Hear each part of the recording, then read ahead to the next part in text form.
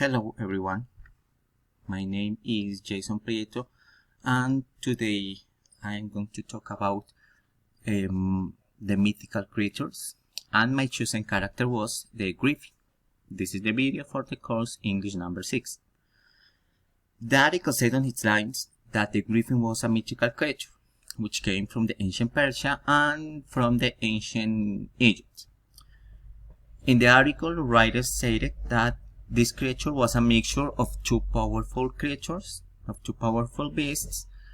because the head and the wings of the eagle composed the first half. In addition, others affirm that in these beliefs, the eagle was the king of the sky. It's possible to say that the eagle is the boss of the birds. In addition, writers said that the other half belonged to the lion, that was the king of the earth in the earth. As the eagle was the king of the sky, the lion was the king of the earth. In this world, the lion is the king of all the beasts.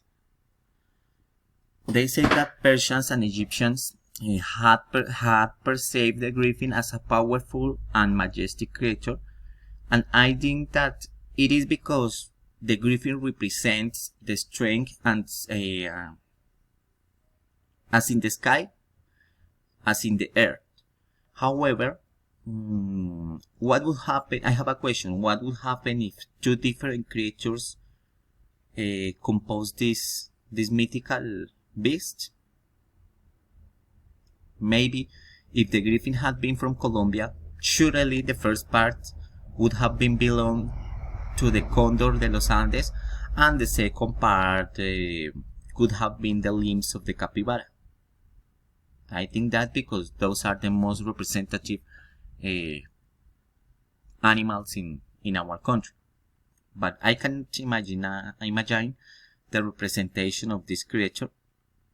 But undoubtedly, it would be very fun. Another information that the article stated was the fact that the griffin was seen as a protector against the witchcraft, against the evil, against the slander, because those were the most practiced art in the ancient culture. The ancient culture practiced the dark arts, and the griffin was the protection.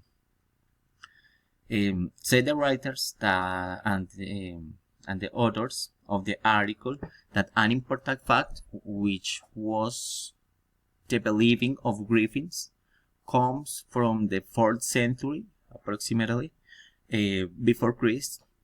In addition, the report said that the origins of this creature was on the island of Crete in Greece. If the griffin had been, or I think also that if the griffin had been from an Arctic town, maybe Alaska, the North Pole, the South Pole, the representation would be the body of a polar bear and the head and wings of a penguin. Even though penguins cannot fly, but they represent the resilience and the bear represents the ferocity. Finally, the article informed that archaeologists had uncovered some depictions dated from the 5th century before Christ, the 15th century before Christ, and those depictions was discovered in the throne room of the Knossos Palace, very close to the Heraklion in the Crete's capital. Very close to Heraklion in the Crete's capital, and I choose this. The question is why I choose this mythical creature, and I think that this creature, this beast, in my opinion, is the representation of the tenacity and strength, also the perseverance, and the capacity to fight against the adversity. Definitively, I feel identified with this mythological creature. because I am a person like this. I am very perseverant, and for this reason I feel identified with this animal, with this mythological beast.